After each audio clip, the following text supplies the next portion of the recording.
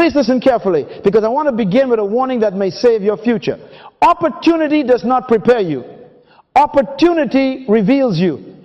A door does not create character. A door only exposes the character that was already there when nobody was watching. The moment you have been praying for may not be the moment that makes you great. It may be the moment that proves whether greatness was being formed in you while you were still hidden. Write this down. Destiny is not waiting for your excitement. Destiny is waiting for your preparation. You can be excited and still be unready. You can shout about purpose and still be undisciplined. You can have tears in your eyes, oil on your head, prophecy over your life, and still lack the restraint required to carry what you are asking God to release. Because the future does not bow to emotion. The future responds to preparation. Many people are praying for destiny while avoiding the discipline that destiny will demand from them. They are asking God, open the door, but they have not asked God, build the man who can stand in the room. They are saying, Lord, give me influence. But they have not developed the private government necessary to survive influence. They are asking for promotion. But promotion is dangerous when character is immature. Promotion does not correct weakness. Promotion magnifies it. This is why some people fear success more than failure, though they do not know how to say it. Beneath the prayer for more is the quiet terror of being exposed. Because somewhere inside, you know that the door you desire will require a version of you that your current habits have not produced. You know that if God gave you the platform today, your schedule might betray you. Your appetite might betray you. Your emotions might betray you. Your lack of consistency might betray you. And so the real issue is not whether God can open the door. The issue is whether discipline has prepared you to remain faithful when the door opens. There is a difference between being gifted and being governed. Please take notes. Giftedness can attract attention, but discipline sustains assignment. Talent may get people to notice you, but only government keeps you from destroying what you were called to build. A gift can put you in the room, but discipline teaches you how to behave in the room. A gift can create applause, but discipline creates endurance. A gift can produce a moment, but discipline produces a life. That is why Proverbs says, where there is no vision, the people perish. But the word perish does not simply mean they die. It carries the idea that the people throw off restraint. In other words, where there is no governing vision, people become loose.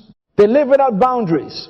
They spend without wisdom. They speak without thought. They eat without control. They move without assignment. They say yes to everything because they have not discovered the one thing that should govern all things. Vision is supposed to create discipline before opportunity arrives. Vision is supposed to imprison your distractions. Vision is supposed to tell your appetite, you are not in charge here. Vision is supposed to make your life simple. Not easy, but simple. Simple means you know what belongs and what does not belong. Simple means you can say no without guilt because your yes already has an address. So the question is not, do you want the door? Everybody wants the door. The question is, are you becoming the person the door requires? Are you disciplined when nobody is clapping? Are you faithful when nobody is calling your name? Are you governing your time, your body, your words, your money, your emotions, your relationships? Because opportunity is an examiner. It comes with a test in its hand. It will ask your habits, what your mouth has been declaring. If this teaching is already confronting the way you prepare, stay with it. Do not run from conviction. Receive it prayerfully. Let this be the moment you stop asking God only for open doors and start asking Him to build the person who can walk through them. Come in the truth you are choosing to believe. I will be disciplined before the door opens. Say it until your habits hear you. I will be disciplined before the door opens. Now write this down. Discipline is the bridge between vision and destiny. Vision is what you see before it exists. Destiny is what God intended before you were born. But discipline is the government that carries you from what you see in your spirit to what you hold in your hand. In other words, discipline is the self-government required to bring an internal vision into external reality. You cannot live by vision and be lawless at the same time. Vision demands government. Vision demands order. Vision demands that your life come under the authority of what you were born to become. That is why a man without discipline may have imagination, but he does not have manifestation. He may have pictures, but he does not have proof. He may have language, but he does not have fruit. Because destiny does not manifest because you talk about it. Destiny manifests when your daily life has been trained to agree with your future. Please understand the order. Vision comes first, discipline comes second, destiny manifests third. If you violate that order, you become a dreamer without fruit. You keep seeing what could be, but you never become the kind of person who can produce what you see. You keep saying, one day I will build it. One day I will write it. One day I will lead it. One day I will change it. But one day is not a strategy. One day is not discipline. One day is often the hiding place of an undisciplined mind that has not submitted today to the demand of tomorrow. Vision is first, because you cannot discipline yourself for nothing. You cannot restrain yourself without a reason. You cannot keep saying no unless there is a yes that has captured your heart. This is why vision is so powerful. Vision does not just show you your future. Vision gives you the right to refuse what is not your future. Vision makes your no holy. Vision makes your restraint intelligent.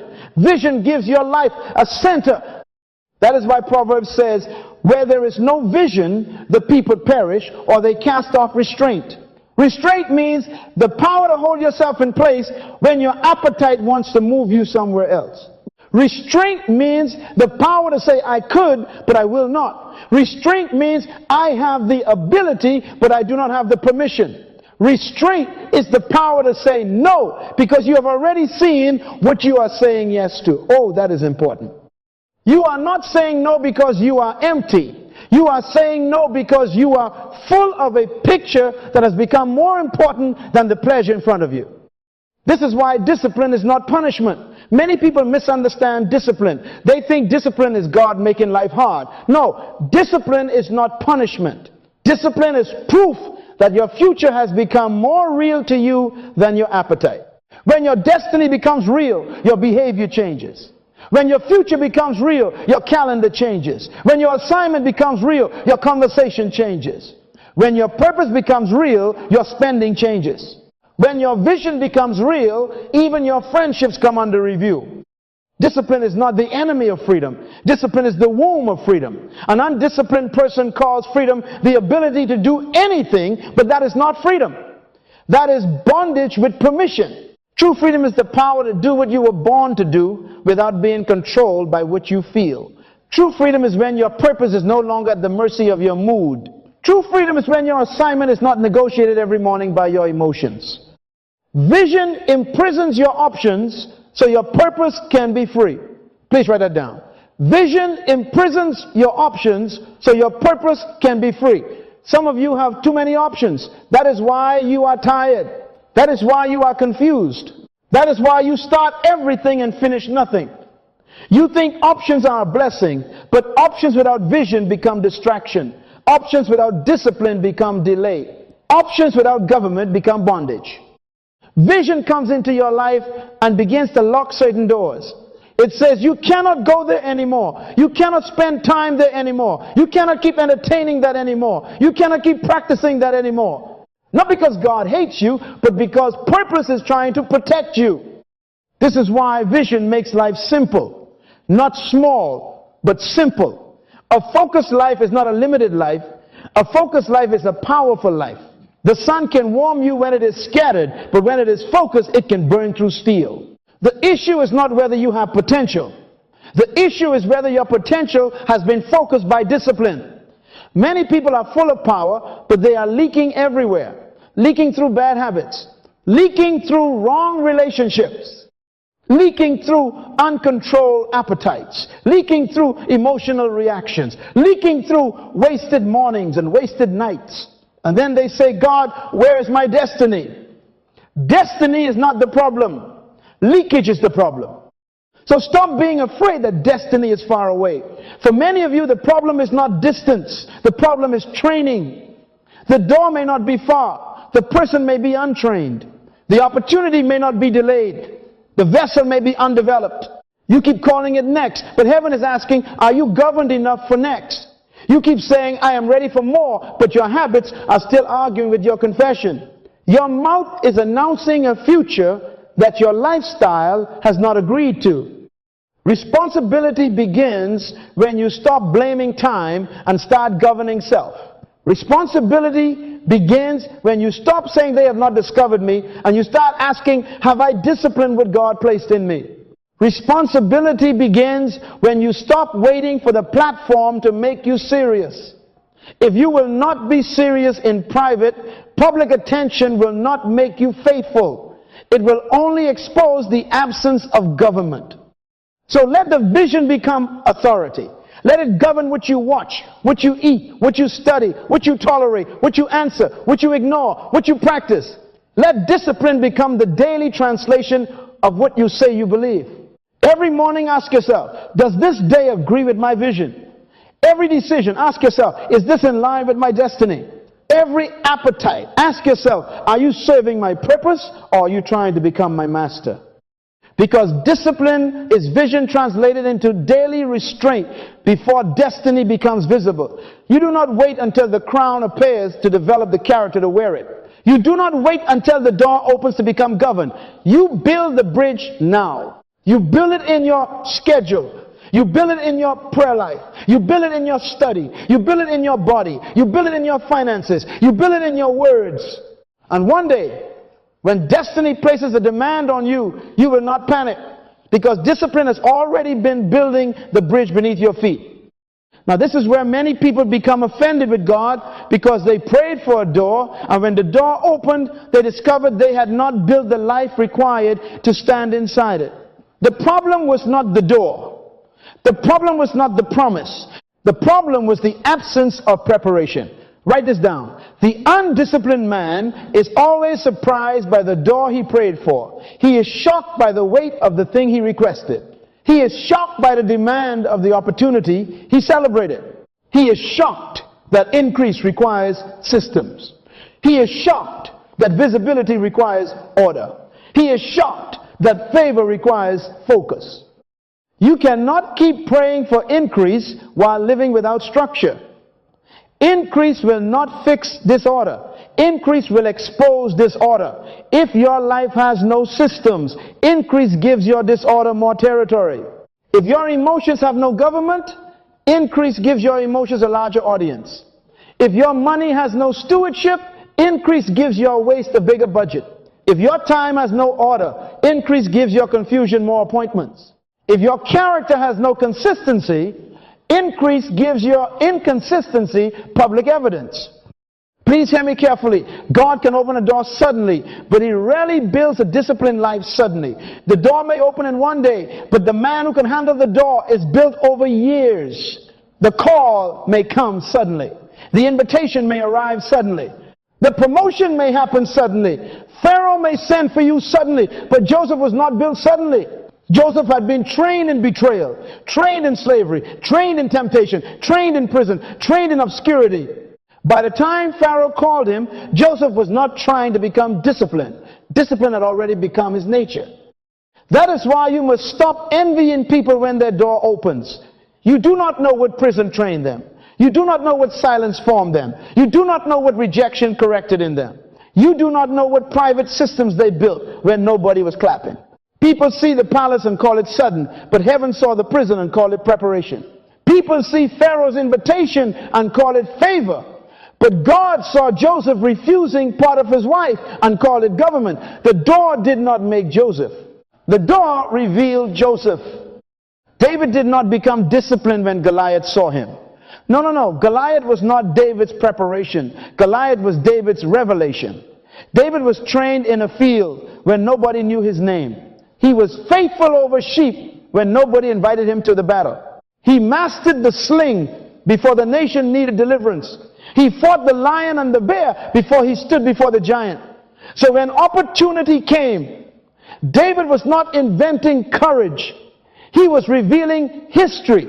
His public victory was the visible expression of private discipline. Daniel did not become disciplined when Babylon tested him. Daniel was already governed before Babylon offered him the king's meat. He had already decided who he was before the system tried to rename him. He had already established prayer before the law made prayer dangerous. This is important. If you wait until the test comes to decide your values, you are too late. If you wait until the door opens to decide your standards, you are too late. Discipline must be decided before pressure arrives, because pressure does not create convictions. Pressure reveals convictions.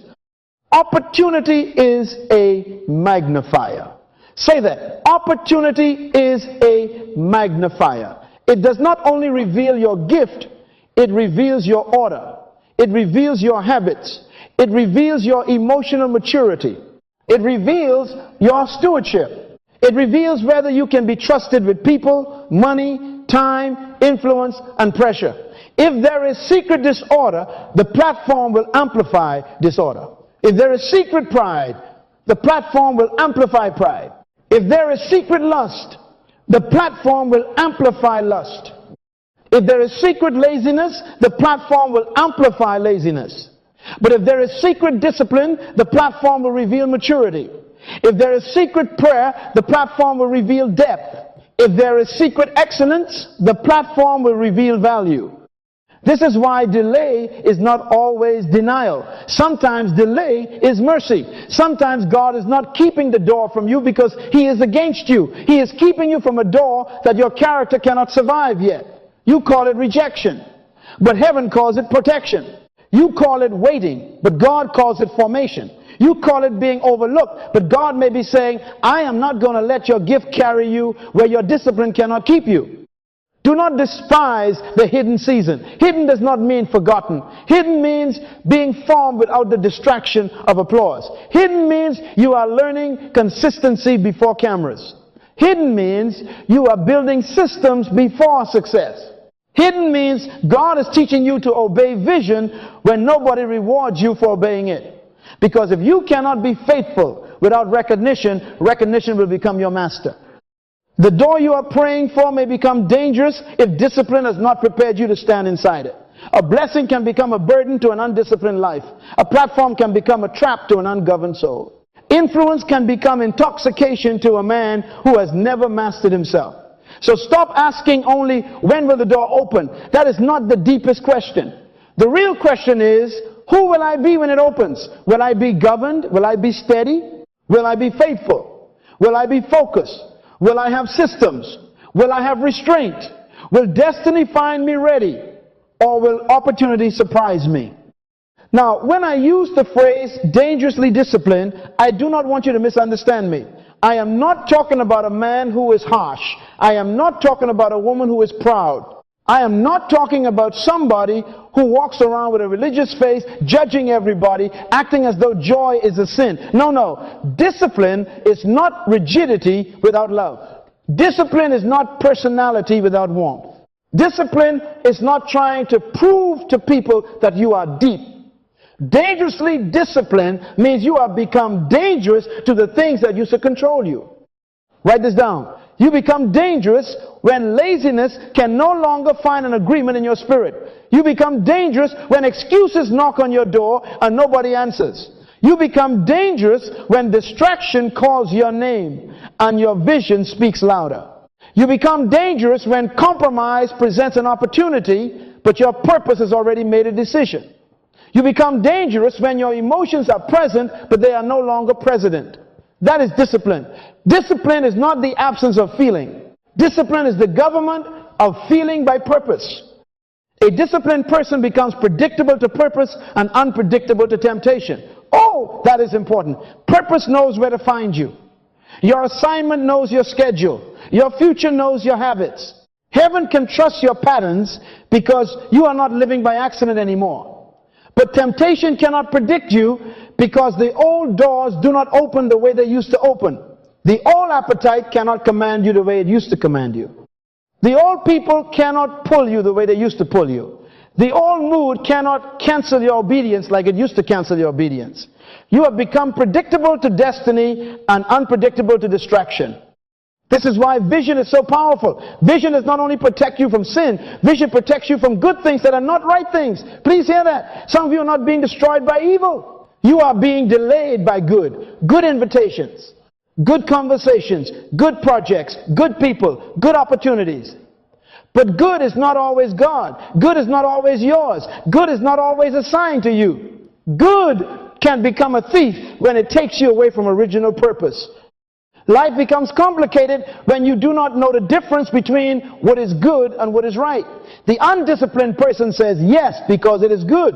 The disciplined person asks, is it right for my assignment? The undisciplined person says yes because people are asking. The disciplined person asks, did purpose authorize this? The undisciplined person says yes because it feels exciting. The disciplined person asks, will this strengthen the vision God placed inside me, or will it scatter my energy? This is why vision makes life simple. Vision does not make everything easy, but it makes decisions clear. Before you accept the invitation, ask, does this serve the vision? Before you enter the relationship, ask, does this strengthen the man or woman I am becoming?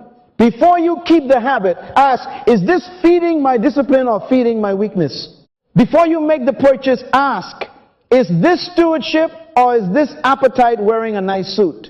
Before you receive the opportunity, ask, is this aligned with my assignment or is this applause trying to seduce me away from obedience? I am giving you a filter. Use it. Do not wait until you are entangled to ask whether you should have entered. A disciplined person disappoints distractions before he disappoints destiny. Say that. He disappoints distractions before he disappoints destiny. That means somebody's going to be disappointed. You cannot live for purpose and please every appetite. You cannot live for destiny and satisfy every invitation. You cannot live for mastery and be available for everything. Somebody must be told no. Something must be denied. Some calls must not be returned. Some doors must stay closed. Some conversations must end quickly. Some environments must no longer have access to you. This is not pride. This is protection. You were not born to do everything. You were born to master something. The word dominion means to master, to govern, to rule in an area. God did not create you to be scattered across every field. He created you with an assignment, with a grace, with a territory of contribution. When you try to do everything, you master nothing.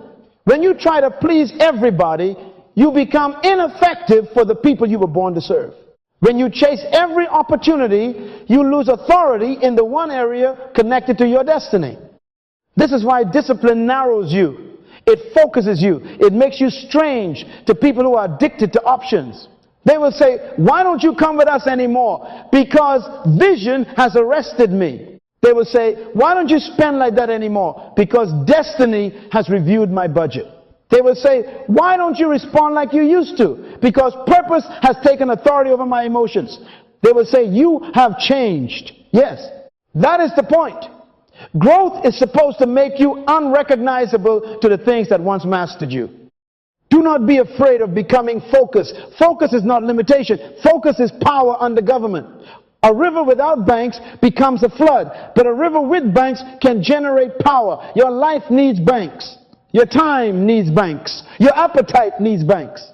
Your conversation needs banks. Your relationships need banks. Discipline gives your potential banks so your destiny can move with force instead of spilling everywhere. So become dangerous to distraction. Become dangerous to delay. Become dangerous to the excuse that says, I will start tomorrow. Become dangerous to the mood that says, I do not feel like it today. Become dangerous to the compromise that says, just this once. Become dangerous to the applause that offers visibility without alignment. Become the kind of person whose destiny cannot be negotiated by boredom, loneliness, appetite, or pressure. A disciplined person becomes dangerous because distractions can no longer negotiate with their destiny. That is the kind of life you must build before the door opens. Not a loud life, not a proud life, a governed life, a focused life.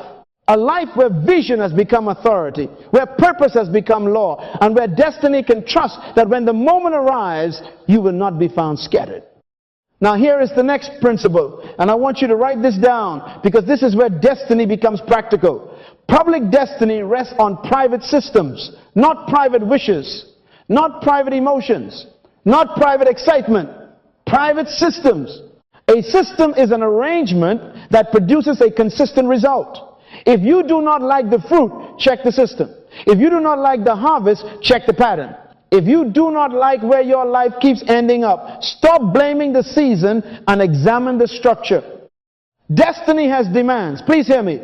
Destiny is not just a dream that makes you feel important. Destiny is a demand placed on your life by purpose. It has time demands. It will demand hours that your flesh wanted to waste. It has character demands.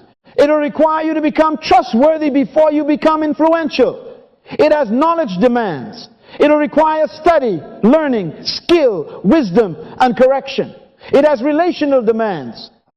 It will require you to know who belongs close and who must remain at a distance. It has spiritual demands. It will require prayer, discernment, humility, and obedience. It has stewardship demands. It will require order in your money, order in your body, order in your speech, order in your emotions, order in your daily habits. This is why you cannot carry destiny casually. You cannot say you have a vision and have no schedule. You cannot say you have a calling and have no calendar. You cannot say you have purpose and have no boundaries. Desire is not enough. Desire must become design. If you have a destiny, design your day. If you have a calling, govern your calendar. If you have a vision, build boundaries around it. Because anything God gives you will require management. Adam was placed in a garden, but he still had to dress it and keep it. Placement did not cancel management. Favor did not cancel responsibility. Some of you are waiting for public recognition before you build private order. That is backwards. You are saying, when they call me, I will become serious. No. Seriousness is why they can call you. You are saying, when the platform comes, I will study. No. Study is what gives you substance when the platform comes. You are saying, when the money increases, I will budget. No. Budget the little, because the little is training you for the much. You are saying, when people notice me, I will become consistent. No. Consistency in obscurity is the proof that recognition will not become your master. Jesus said in Luke 16:10, he that is faithful in that which is least is faithful also in much. That is not just a verse, that is a law. Faithfulness in little things is the training ground for rulership over greater things. If you are careless with little time, you will be careless with great opportunity. If you are careless with little money, you will be careless with great wealth. If you are careless with private assignments, you will be careless with public influence. God measures capacity by faithfulness, not by fantasy. He watches what you do with the little thing when nobody is impressed. Do not despise ordinary obedience. Discipline is not built in applause. Discipline is built in the ordinary decisions no one celebrates. It is built when you wake up and pray, though nobody knows. It is built when you study, though nobody applauds. It is built when you close the screen, shut the door, turn down the invitation, forgive the offense, control the appetite, finish the work, keep the promise, and go back again tomorrow. That is where a governed life is formed. Not in the lights, not in the announcement, not in the introduction. In the quiet, repetitive, uncelebrated decisions that tell destiny, you can trust me. Private systems are the womb of public fruit. Your prayer rhythm is a system. Your study rhythm is a system. Your health rhythm is a system. Your financial order is a system. Your emotional regulation is a system. Your consistent work habit is a system. Do not tell me you want fruit if you are unwilling to protect the womb. Fruit is visible, but wombs are hidden. Fruit is celebrated, but wombs are private. Fruit is enjoyed by others, but wombs require protection, nourishment, patience, and time. This is why hiddenness is not always rejection. Some of you feel unseen, but hidden does not mean discarded. Hidden may mean protected. Hidden may mean planted. Hidden may mean God is increasing your root system before He allows your branches to be seen. A tree that grows upward without growing downward becomes a danger to itself. The wind will reveal whether the roots were neglected. So when God hides you, do not assume He hates you. Ask, what capacity is being produced in me while I am not being watched? There are people who want names before they have roots. They want platforms before they have prayer. They want influence before they have integrity. They want followers before they have formation. But destiny is too heavy for an unstructured life. Public recognition is dangerous when private systems are absent. Recognition will not give you rhythm. It will multiply pressure. Recognition will not give you character. It will reveal character. Recognition will not create stewardship. It will test stewardship. So build now. Build while it is quiet. Build while nobody is calling your name. Build your morning. Build your night. Build your reading. Build your prayer. Build your body. Build your budget.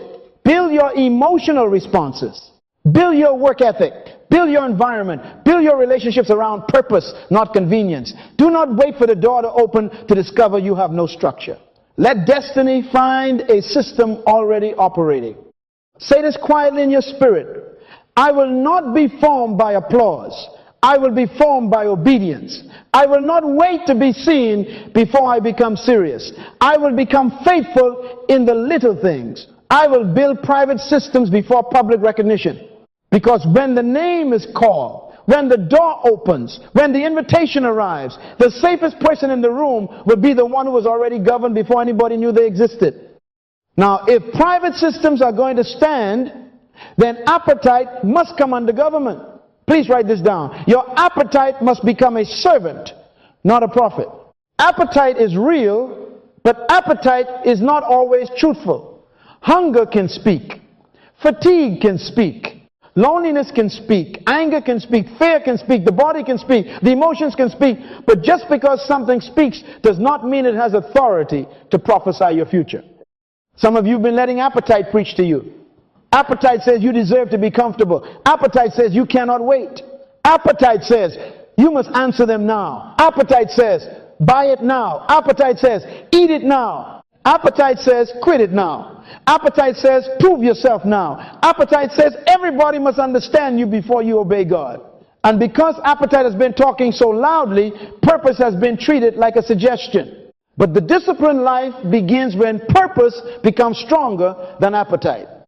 The Apostle Paul said in 1 Corinthians 9:27, I keep under my body and bring it into subjection. That means Paul understood something many talented people never learn. Your body is a good servant, but a dangerous master. Your desires can assist your assignment, but they cannot lead your assignment. Paul said, in essence, I refuse to preach to others and then be disqualified because I would not govern myself. My gift may open a conversation, but my discipline must protect my assignment. My anointing may touch people, but my appetite must not destroy the credibility of what I carry. Do not be naive about appetite.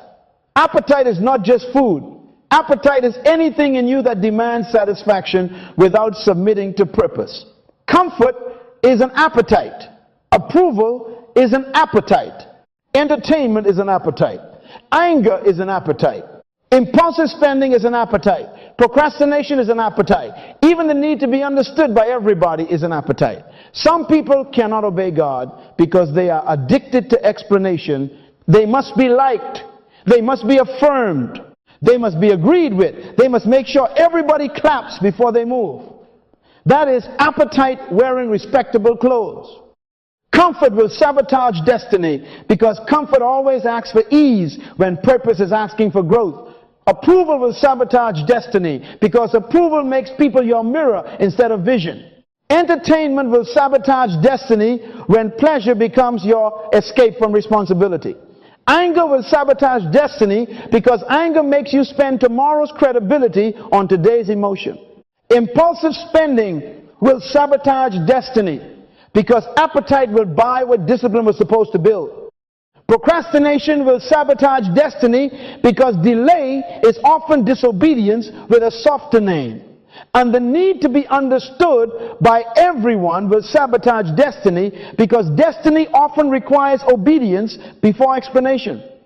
Say this where you are. My appetite will not become my architect. Say it again. My appetite will not become my architect. Appetite can make requests, but it cannot design my life. Appetite can tell me what it feels, but it cannot tell me who I am. Appetite can knock, but purpose decides who enters. Appetite can make noise, but vision has the final authority. Now understand me carefully. discipline does not destroy desire. Some people think discipline means you become dry, hard, cold, and lifeless. No, discipline trains desire to serve purpose. Desire is not evil when it is submitted. Energy is not evil when it is directed. Ambition is not evil when it is purified. Passion is not evil when it is governed. The problem is not that you have desire. The problem is when desire has you. The problem is not that you feel hunger, anger, loneliness, or fatigue. The problem is when those feelings become prophets and begin to declare what your future will be. A disciplined person can feel tired and still be faithful. A disciplined person can feel misunderstood and still obey. A disciplined person can feel angry and still answer with wisdom. A disciplined person can feel desire and still say, no, you will not rule me. That is not denial of humanity. That is maturity. Maturity is when your feelings are present but not in charge. Maturity is when your body has a voice but not a throne. Maturity is when purpose sits in the seat of government and appetite reports for service. This is why you must train appetite before opportunity comes. If appetite rules you in private, opportunity will expose you in public. If you cannot control comfort now, pressure will control you later. If you cannot control spending now, increase will not make you wealthy. It will make you more wasteful. If you cannot control entertainment now, visibility will not make you focused. It will give you more ways to be distracted. If you cannot control anger now, influence will not make you powerful. It will give your immaturity a microphone. But when appetite is submitted, something beautiful begins to happen. Energy returns because you are not wasting strength fighting the same battles every day. Clarity returns because your mind is no longer fogged by constant compromise. Confidence returns because you begin to trust yourself again. The future stops feeling accidental because your decisions are no longer being made by moods. You wake up with direction. You move with intention. You stop negotiating with the lower life every morning. You become governed. This is the beginning of freedom. Freedom is not doing whatever you feel. Freedom is having the power to do what purpose requires. A man who cannot say no is not free. A woman who cannot govern appetite is not free. They may have options, but they do not have dominion. Dominion begins with self-government. Before you master a field, master your appetite. Before you lead a people, lead your body. Before you ask God for a platform, ask whether your desires can obey instructions. So bring the body under authority.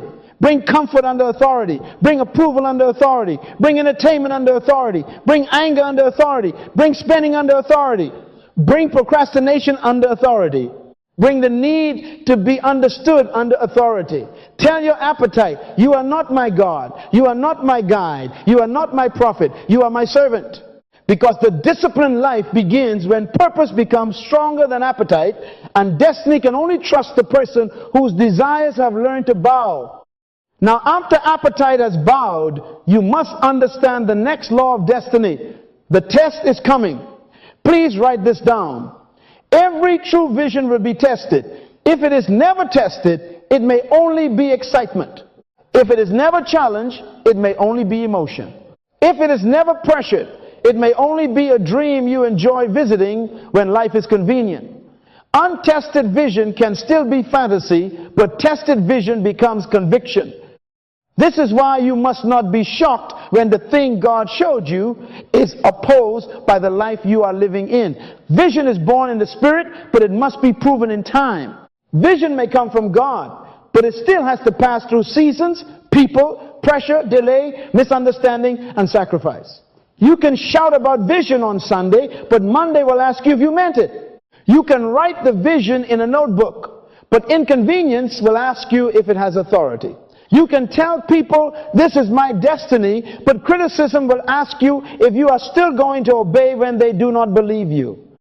The test comes to prove whether vision is a feeling you enjoy or an authority you obey. That is important.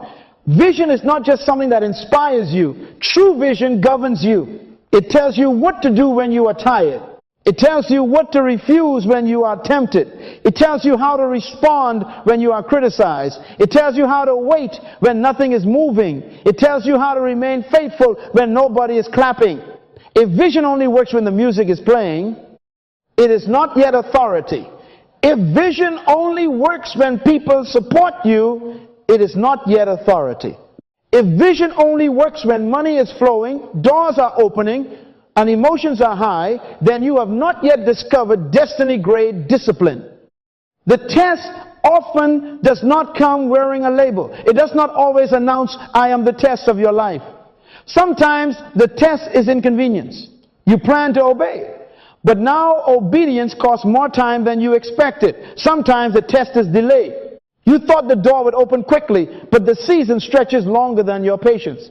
Sometimes the test is criticism. People who do not carry your assignment begin to judge the pace, the method, or the sacrifice of your obedience. Sometimes the test is loneliness. God removes the crowd to prove whether you love the applause more than the assignment. Sometimes the test is financial pressure. You have to decide whether stewardship will remain holy when resources are tight. Sometimes the test is emotional fatigue. You are doing the right thing, but your feelings are tired of cooperating. Do not confuse testing with abandonment. Do not assume that pressure means God has changed his mind. Sometimes pressure is not proof that the vision is dying. Sometimes pressure is proof that the vision is being authenticated. Gold is not purified by comfort. Character is not proven by convenience. Endurance is not built in ease. The test does not always come to destroy the vision. The test comes to separate vision from vanity, conviction from excitement, and obedience from performance. Job was tested before restoration. He lost what he loved, endured what he did not understand, and sat in a season where answers seemed delayed. But the test revealed something deeper than possessions. It revealed integrity. It revealed worship when there was no visible reward. It revealed that his relationship with God was not merely a contract for comfort. And after the test, there was restoration. Do not forget that. The test was not the end of the story. Peter was sifted before he strengthened his brethren. Jesus said, Satan hath desired to have you, that he may sift you as wheat. But he also said, when thou art converted, strengthen thy brethren. In other words, Peter, the sifting is not the cancellation of your assignment. The sifting is going to expose what is unstable so that when you return, you will have strength for somebody else. Some of you are being sifted right now, and you think it means you are finished. No, it may mean God is removing the weakness that would have made your influence dangerous. Jesus himself endured the wilderness before public ministry. Before the miracles, there was fasting. Before the crowds, there was isolation. Before the public voice said, follow me, the private temptation said, command these stones. The enemy tested appetite, identity, and ambition. Turn stones to bread. Prove who you are. Take kingdoms without obedience. But Jesus was governed. He did not use power to satisfy appetite. He did not perform identity for validation. He did not accept a shortcut to dominion. That is discipline. That is vision under authority. So do not tell me you are ready for destiny if your discipline disappears under pressure. If your prayer life only exists when life is easy, it is not yet discipline. If your study only happens when you feel inspired, it is not yet disciplined. If your integrity only functions when nobody is tempting you, it is not yet discipline. If your attitude only remains right when people honor you, it is not yet discipline. Discipline before the test becomes endurance during the test. What you build in peace will carry you in pressure. This is why you must build before the storm. You do not learn endurance in the middle of the crisis. You reveal where the endurance was already being formed. You do not build roots in the wind. The wind exposes the roots. You do not become governed when temptation arrives. Temptation reveals who was governing you before it came. The test is a revealer. It reveals your systems. It reveals your motives. It reveals your appetite. It reveals whether you obeyed vision or merely admired it. But I want to encourage you, if you are being tested, do not quit too early. Delay does not mean denial. Criticism does not mean disqualification. Loneliness does not mean rejection. Financial pressure does not mean the vision is false. Emotional fatigue does not mean you have failed. Sometimes the very pressure you are praying away is the proving ground for the person you are becoming. Tell your spirit, I will pass this test. Say it again. I will pass this test. Not because I feel strong every day, but because vision has authority over me. Not because the season is easy, but because purpose has become law in my life. Not because everybody understands me, but because obedience is stronger than explanation. The test comes to prove whether vision is a feeling you enjoy or an authority you obey. So stand, endure, govern yourself. Let the test authenticate what God placed in you, and when you come through it, you will not just have a vision, you will have conviction. Now, when the test has authenticated you, the next demand is mastery. Please write this down. Become valuable before you become visible. Do not beg to be seen. Do not advertise emptiness. Do not chase lights with no substance. Visibility without value creates pressure, but value with discipline creates influence. If they see you before you are formed, the attention may become heavier than your character. If they call you before you are competent, the opportunity may expose the weakness you refuse to correct in private. This is why destiny does not honor noise. Destiny honors value.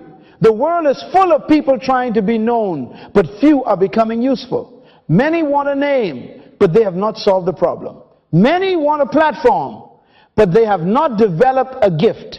Many want success as an image, but they have not become valuable as servants of purpose. Success is not looking important. Success is fulfilling the assignment for which you were born. Success is not applause. Success is function. Success is when your life solves the problem God designed you to answer. In Genesis, God said, let them have dominion. That word dominion does not mean chasing attention. It means mastery. It means rulership through management. It means the ability to bring order to an assigned territory. God did not create man and say, let him become famous. He said, let him have dominion. In other words, let him manage, let him cultivate, let him organize, let him develop, let him take raw potential and bring order out of it. Dominion is not domination of people. Dominion is mastery of assignment. You were born to master something. Say that to yourself. I was born to master something. Not everything, something. The tragedy of an undisciplined life is that it wants many outcomes but builds no mastery.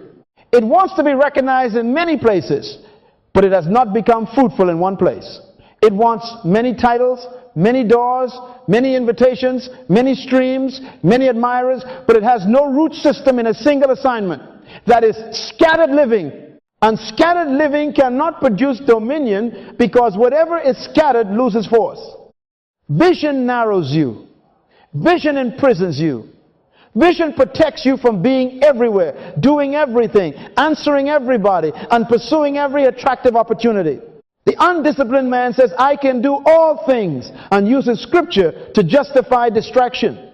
The disciplined man says, I can do all things through Christ who strengthens me, and then submits that strength to purpose. He knows that strength without focus becomes waste. He knows that giftedness without discipline becomes entertainment. He knows that passion without competence becomes noise. Please hear this carefully. Destiny demands competence, not just passion. Passion opens desire, but competence sustains responsibility. Passion makes you start, but competence makes people trust you. Passion says, I care. Competence says, I can carry this. Passion may bring tears to your eyes, but competence brings fruit to your hands. Do not tell me only that you love the vision. Show me what you have studied. Show me what you have practiced. Show me what you have repeated until it became excellence. Show me what you have stopped doing because it was stealing mastery from your assignment. Ask yourself these questions and do not answer them emotionally.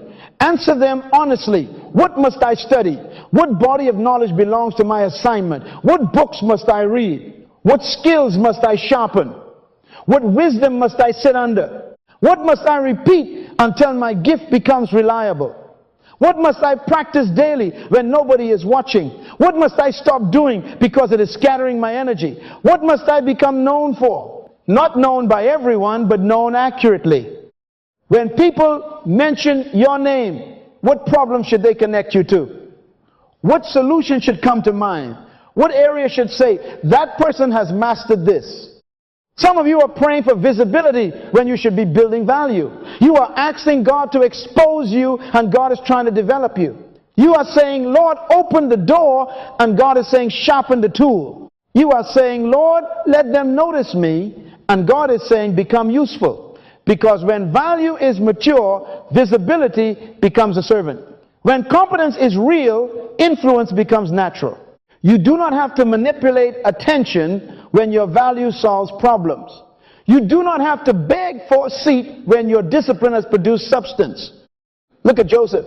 He did not become valuable in Pharaoh's palace first. He became valuable in Potiphar's house. He became valuable in the prison. He interpreted dreams when there was no crown on his head. He managed what was in his hand before he governed what was in the nation. By the time the door opened, his gift was not a theory. His discipline had history. His competence had been tested in hidden places. That is why Pharaoh could trust him with a kingdom. Visibility did not create Joseph's value. Visibility revealed the value discipline had already produced. So stop despising repetition. Repetition is the school of mastery. Practice is not punishment. Practice is preparation. Study is not delay. Study is development. Correction is not rigid. Correction is refinement. The disciplined person does not need every day to feel exciting. He understands that fruit comes from repeated obedience in the same direction. A tree does not change fields every morning and still expect a harvest.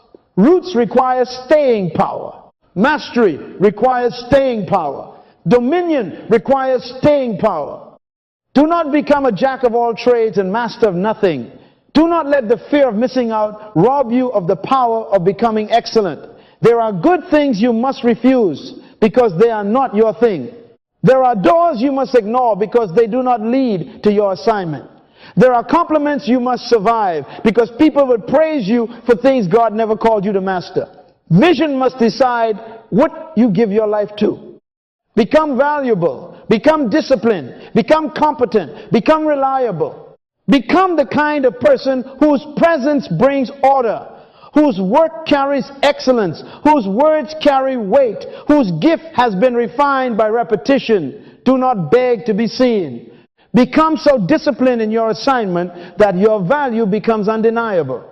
And when your name is finally called, you will not arrive as a performer begging for attention. You will arrive as a servant of purpose, carrying mastery, carrying dominion, carrying fruit. And when the door opens, let it find you already governed. Please write this down. The safest time to build discipline is before destiny places a demand on your life. Do not wait until the microphone is in your hand to learn restraint. Do not wait until the money comes to learn stewardship.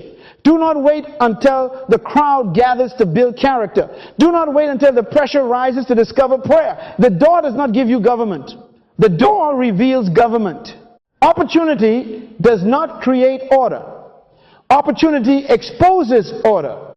This is why everything we have been saying comes together right here. Vision gives direction. Without vision, life has no aim. Without vision, the people throw off restraint. They live scattered, distracted, emotional, unavailable to anything that makes noise. But when vision comes, vision points to life. Vision says, this is where you are going. Then discipline comes and gives restraint.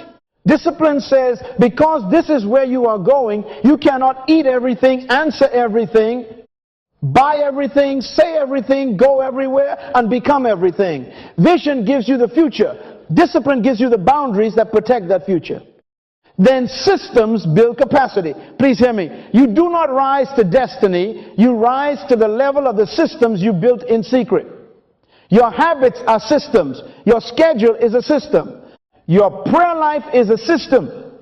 Your study life is a system. Your financial order is a system. Your emotional discipline is a system. Your environment is a system. And if your systems are weak, your desire will be strong, but your capacity will be small. Then tests come to prove authenticity. The test asks, is this vision authority or is it only excitement? The test asks, will you obey when you are tired? Will you stand when you are criticized? Will you remain faithful when nobody is applauding? Then mastery creates value. Repetition, correction, study, service, and focus produce something useful in you. And when value is formed, destiny recognizes readiness. So the goal is not to make you afraid of opportunity. No. Opportunity is not your enemy. Destiny is not your enemy. The open door is not your enemy. But you must have reverence for preparation. You must respect the weight of what you have been praying for. Some of you are praying for a door that requires a stronger version of you.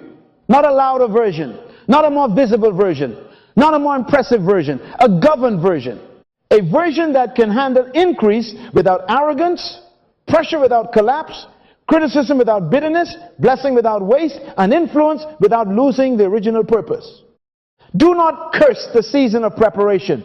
Preparation is not punishment. Preparation is mercy. Hiddenness is not always rejection. Sometimes hiddenness is protection. Delay is not always denial. Sometimes delay is development. God is not only interested in getting you into the room, He is interested in making sure you do not lose yourself when you get there. What profit is it to arrive at the door and be too undisciplined to remain inside it? What profit is it to be called and then collapse under the call? What profit is it to gain visibility and lose authority over your own appetite? So I want to give you a challenge, and I want you to take it seriously. This week, choose one area where destiny has been waiting for discipline. Not 10 areas, one area. Where is the disorder speaking the loudest? Is it your mornings? Is it your spending? Is it your body? Is it your anger? Is it your study? Is it your prayer life? Is it your unfinished work? Is it your appetite for approval? Is it your distraction? Is it the thing you keep promising to correct after the next breakthrough? Bring that area under order before you ask for the next door. Say, this week, I will govern one area. Say it again. This week, I will govern one area. Do not make a speech to impress anybody. Make a decision. Put the system in place. Remove the temptation. Set the time. Close the unnecessary door. Finish the neglected assignment. Apologize where pride has delayed order. Return to the discipline you abandoned. Do the thing vision has been asking you to do while your emotions were negotiating. Because the next level does not need a dramatic you. It needs a disciplined you. And I came to encourage somebody, you are not behind if you begin today. Do not let shame become another distraction. Do not spend the next season grieving the years you wasted until you waste the year you have. Begin today. Order begins with one decision submitted to purpose. Dominion begins when you stop excusing disorder and start governing what God placed in your hands. You are becoming the kind of person your future will not have to apologize for. You are becoming stable. You are becoming useful. You are becoming trustworthy. You are becoming dangerous to distraction, dangerous to delay, dangerous to the old appetite that used to prophesy over your life. When the door opens, let it find you already governed. Let it find your appetite submitted, your systems working, your character strengthened, your gift sharpened, your vision alive, your values clear, your hands clean, your spirit steady. Let destiny find you ready before it has to demand readiness from you. Let the blessing find order. Let the platform find humility. Let the increase find stewardship. Let the assignment find mastery. Let the future meet a person who has already decided, I will not be formed by pressure. I will be prepared by vision. If this word helped you, remember God's original purpose for your life. Receive it. Share it with someone who is preparing quietly, and stay connected for teachings that call you back to vision, character, and dominion. And before you go, make your declaration. Comment, I choose discipline before destiny demands it. Or write the specific truth you are choosing to live out. I will govern my appetite. I will master my assignment. Or I will be ready when the door opens. Choose it today. Declare it today. Live it today. Because destiny does not create readiness. Destiny demands the discipline that vision should have already produced.